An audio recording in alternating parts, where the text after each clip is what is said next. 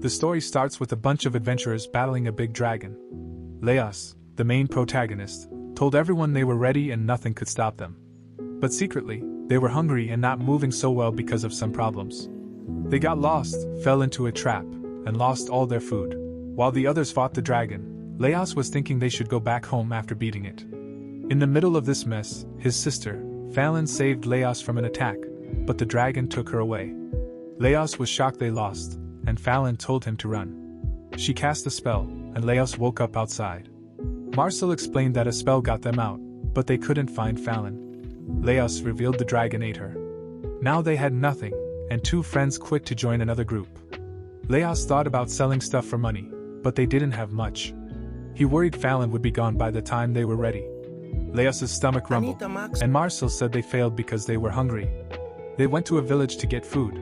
Marcel thought of eating options, but Laios had a different plan. He wanted Marcel and Chuck to leave, sell their stuff, and he would go back alone. His friends thought he lost his mind, but Laios said it was a good idea.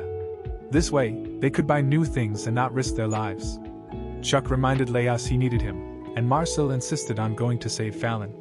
Laios was surprised by his friend's loyalty but asked if they were sure. As they went back to the dungeon, Laios said they could find food inside. Marcel didn't like the idea of eating monsters, but Laios said they fought some tasty-looking ones before. Marcel argued against it, saying it was dangerous. While they talked, some new adventurers ran by, chased by a small monster. Marcel stopped it, but Laios wanted to eat it. Marcel said no, and Chuck worried if it was a good idea. Luckily, Laios had a guide to help them choose what to eat in the dungeon. The book says the mushroom monster is good for beginners, meaty with a mild taste. Chuck worries because the book looks worn out. Laios wishes for more ingredients and gets excited after hearing some scorpions. We learn that despite being a dungeon, many people come and go, making it a bustling place for adventurers and merchants. Formerly a cemetery, it became lively after connecting to the dungeon 6 years ago. Monsters, for some unknown reason, attack humans like they're protecting something. Laios finds the scorpion monster and annoys Marcel when handling it like a crayfish. Laios defends himself, but Chuck calls him out, revealing Laios has been wanting to eat monsters for a while. Laios admits he loves monsters, and this love led him to wanting to taste them. Chuck wonders if they should prepare the meal privately, but Laios explains going back and forth for water would take too long. Laios starts preparing the mushroom but is shocked by the resistance inside it. Understanding its anatomy helps him realize how to fight the monster more effectively next time. Once sliced up, the monster looks like food, but Marcel objects to boiling the scorpion, worried about its venom. Laios confidently tries it but pukes seconds later. Suddenly, a dwarf steps forward, critiquing their cooking method. Without introducing himself, he starts slicing up the scorpion, explaining it will cook through more easily this way. The dwarf removes internal organs, stating they are bitter and have an awful texture. Moving on to the mushroom monster, he points out which parts are not good to eat. Surprisingly, the feet will be delicious and even smell nice.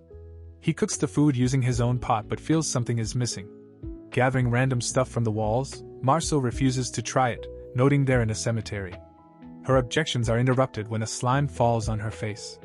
Marcel can't breathe or cast spells, panicking as she recalls her first death to a slime. The dwarf rescues her, handling the slime with just a knife. He explains that slimes sense the breathing of their prey and spring into action. The dwarf starts preparing to cook the slime, soaking it in citrus juice and washing it in hot water. The slime needs 2 weeks to dry, but the dwarf is a monster chef pro with a portable slime drying net he made himself. He sandwiches the slime in his contraption, saying it will take some time. Acting like he's on his own cooking show, he already has some prepared. Laios asks if it's really okay, but the dwarf, Senshi, says it's fine. He's researched monster food for 10 years, and nothing makes him happier than someone interested in monster cuisine. With all ingredients secured, Senshi gets to work, and the delicious-looking meal is ready. The boys feel strange since they didn't expect it to look and smell so good. Senshi explains that the slime contracts during cooking, making it easy to come apart. Laios tries it first and is amazed at how delicious it is. Chuck marvels at the taste, and Marcel caves in, demanding some too.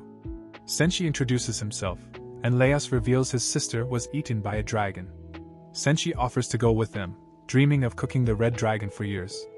Laios wonders if it's okay to eat the dragon that ate his sister. Their rescue mission takes them through the second basement floor, the spire of the Golden Castle, different from the first basement floor's cemetery. Marcel trips on the bridge, indicating that she's tired, so they decide to find a campsite. They remember spending a night there before, and Laios burned himself while cooking soup. Marcel reminisces about normal food, but Senshi has scorpion broth. Laios suggests finding a different monster for dinner. Marcel says that she is open to requests, but when asked she can only think of normal food. Laios then consults his monster-eating guide, finding big bats and giant rats on the menu. Marcel refuses anything unsanitary, demi-humans, or living armor. And Laios suggests finding a monster with flesh for lunch. Marcel remembers seeing some fruits, but reality hits when they turn out to be tree fruits from man-eating plants. Laios explains that man-eating is just a name, and describes how the plant spreads mucus, making creatures into compost. Marcel is skeptical, but Chuck points out that someone would have noticed if a corpse was there. There are people who retrieve corpses in the dungeon, but no one has been eaten by a monster plant there. The current problem now is they won't be able to pick the plants in secret, so they have to fight.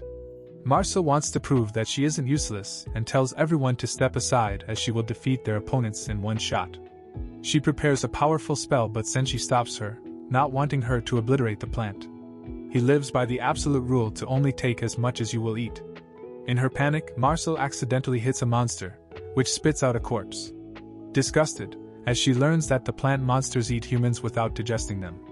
He worsens things by pointing out that the plant holding her captive is a parasite type that plants seeds inside its prey's skin. Laios prepares to rescue her, but first explains that fighting plant-based monsters one at a time takes forever. It's like they have several limbs, and there's only one surefire spot to attack them with the sword, the root. He instantly slices it to free Marcel. Laios wonders how it was for her, but Marcel doesn't understand the question. Laios then shows how abnormal his love for monsters is, explaining the differences between the plant-based parasite and the mucus one. The mucus one is strong enough to break bones, but the parasite one needs to capture prey without eliminating it, requiring a delicate balance. After picking the ingredients, Senshi gets back to work, steaming the plant and pulling out the seeds. He softens the skin, covers the pan with it, and adds slime and scorpion broth after grinding up the unripe fruit. Stirring in some chunks of tree fruit, he pours the mixture into a pan and cooks it, adding the rest of the fruit once it starts bubbling. A sprinkling of seasoning, and it's all done. The dish looks like a tart, but Senshi reveals the crust is just a non-stick coating, so they can ignore it. The guys are surprised it's a savory dish but like it, recommending Marcel give it a try. Marcel tastes fruits first and finds them delicious, but Senshi reveals that if he had used the man-eating ones, the dish would have turned out even better. She points out that compost-type plants are very sweet and wonders if they get eaten by other animals. She's concerned because it means all the fruit the plant monster makes gets taken away. Senshi points out that's how carnivorous plants work, using sweet fruit to capture prey. Marcel is amazed, wondering if the sweetness is a clever trick that carnivorous plants use, starting to understand how it works. Laios is shocked to see her enjoying it, but he is happy she's getting interested in his hobby. Everyone cleans up after the meal, and Marcel wonders if she should revive the corpse with magic. There's a chance it won't work, so they decide to leave it there, hoping someone else will find it. The geniuses make it easier for someone else to find by hanging it. The episode then ends with Marcel having a nightmare while Laios can be seen engrossed in his book. And with that, the episode came to an end. Hope you enjoyed this week's episode. Please don't forget to like and subscribe if you enjoyed the video.